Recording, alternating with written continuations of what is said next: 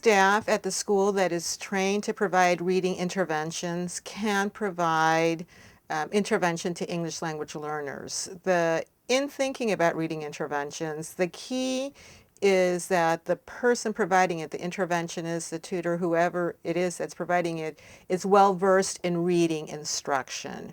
The kinds of scaffolds that English language learners need can be easily incorporated by anybody that is trained in providing an intervention. And in fact, many of those scaffolds, such as the modeling, the explicit language, are usually part of any well-designed intervention.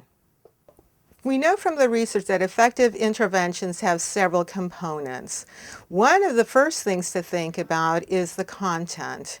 And so the content, again, is going to vary a little by the age of the children. But in general, we want to make sure that we're including all 5 of the main components of reading: phonemic awareness, phonics, fluency building, vocabulary development, and comprehension, the development of comprehension skills.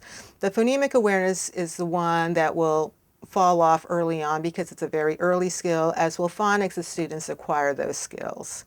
And so we know that interventions that are comprehensive in the sense that they cover or include all 5 components are more effective than those interventions that focus on only 1 or 2. And so having a comprehensive intervention would be one of the factors to consider. The second thing to consider, once students have been identified for an intervention, is to think about how you're going to group them.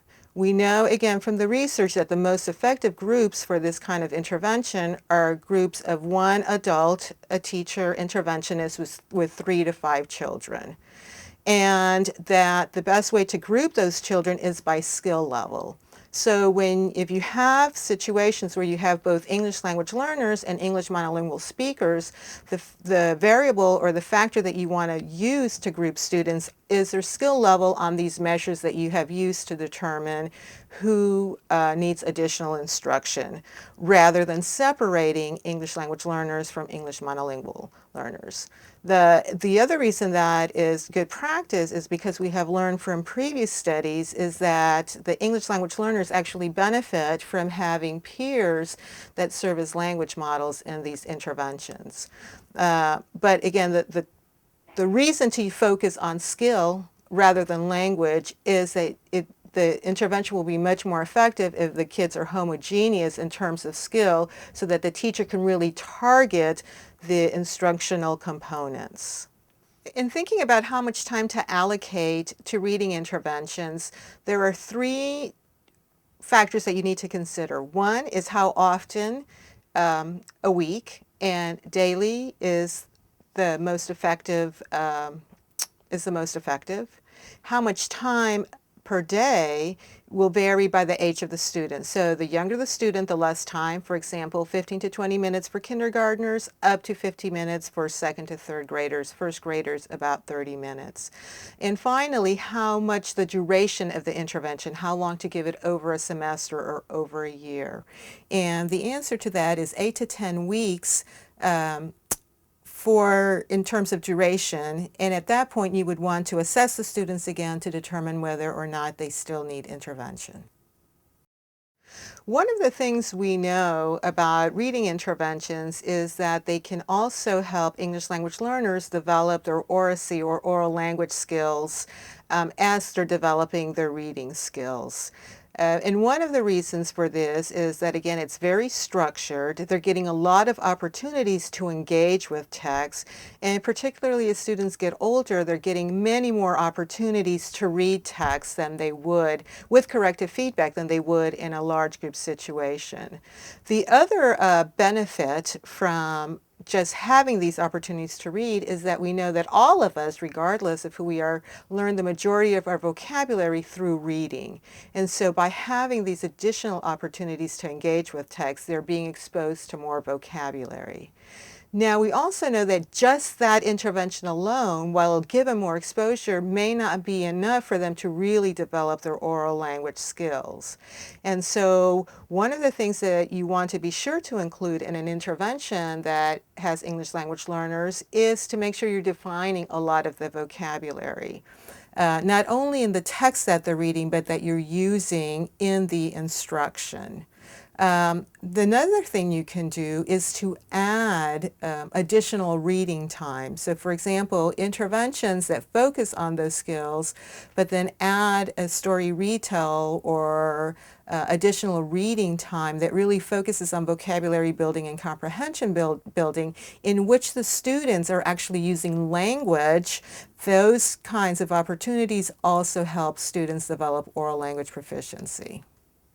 There are three things that teachers can do that we have found that to be very beneficial. The first one is to model everything we want the students to do, all the tasks that we're going to ask them to complete. So that way they know exactly what it is we want them to do. The second is to clarify all the vocabulary, not all the vocabulary, but the target vocabulary we are using.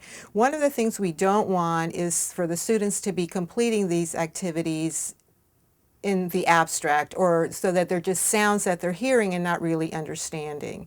So even when you are having them read word lists or using a word list to have them complete phonemic awareness tasks, one of the things you would want to do is to very quickly ensure that they know the meaning of all those words.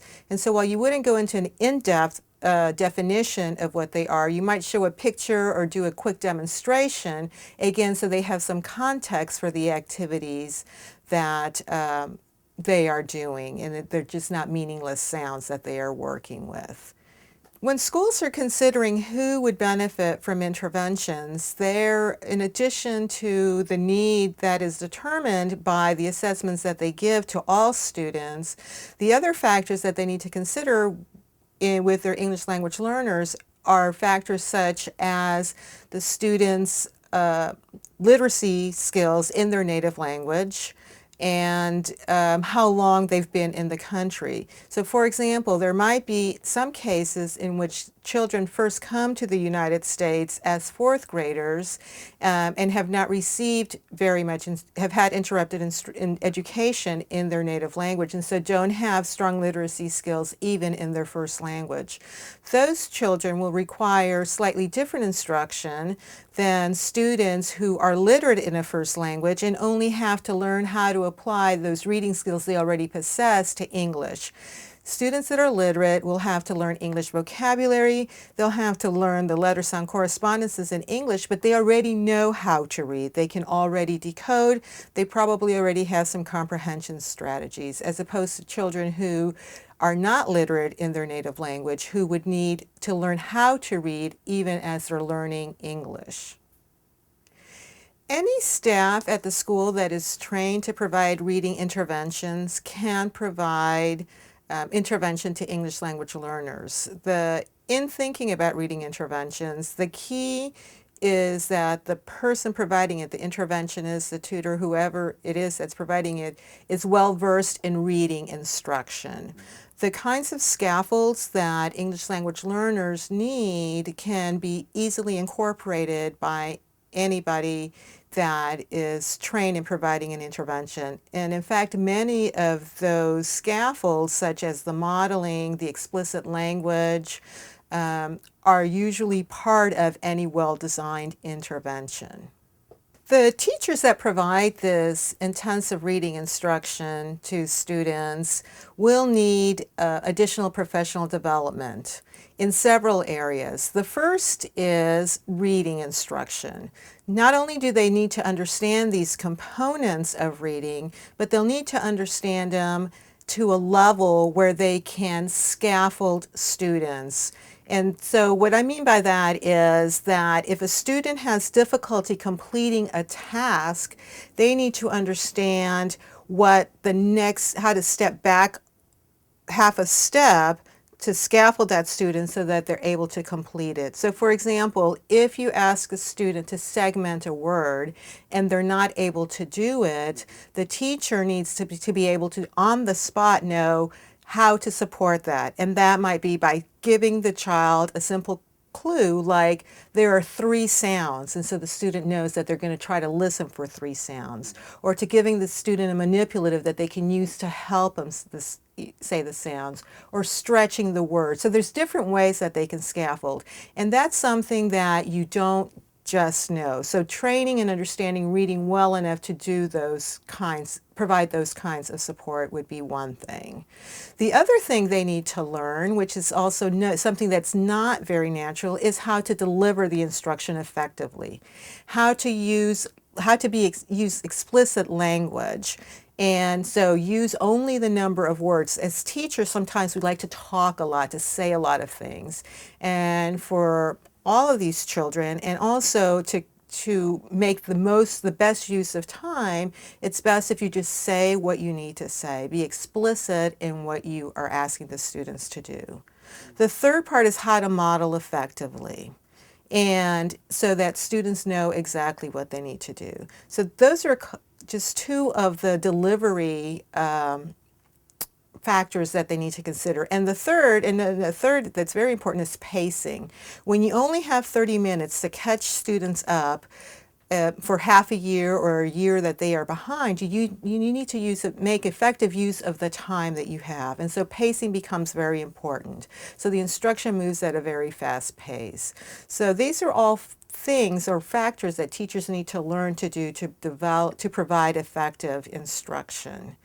In addition to understanding the reading, in addition to understanding these features of effective instruction, if you're also going to work with English language learners, is to become attuned to the kind of vocabulary that you're going to encounter that they might need some clarification on and some scaffolding on. So for example, sometimes simple directions that you might use in reading instructions, such as we're going to stretch a word, the word stretch might not be familiar to an English language learner, so figuring out that might be a word you need to explain, or to make sure that they understand the words that you're using in an activity so they have a context in which they are working in.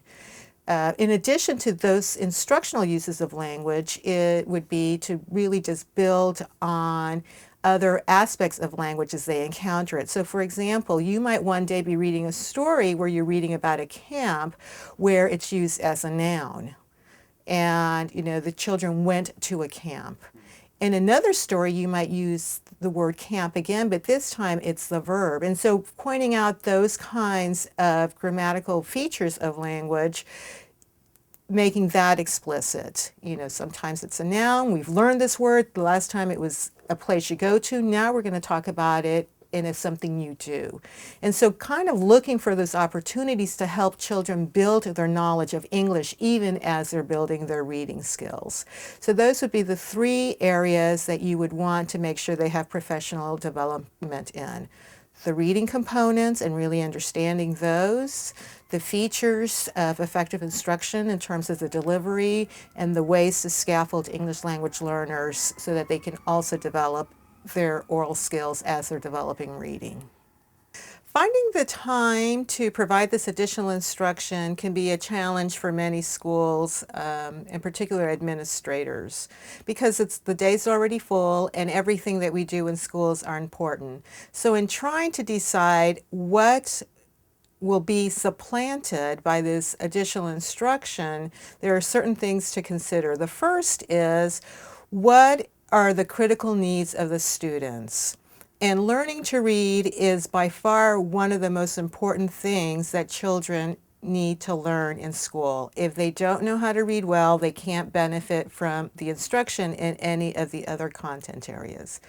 The second thing is that we know from experience and from research that many children who receive this early intervention, early, as in kindergarten and first grade, actually, after 1 semester, sometimes 2, catch up with their peers and no longer need intervention.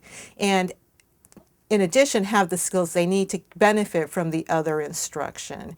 To summarize, administrators need to weigh the relative benefit of providing this reading intervention versus what other kinds of content students might miss. So in thinking about how to allocate time, how to schedule students' time, they need to realize that these relatively short interventions have long-term impacts for students in that many will acquire the reading skills that they need to benefit from all their other instruction. So that in planning schedules, they should think about those content areas that may not be so as impactful at this point in time in consideration of the benefits of the reading skills that the students will acquire.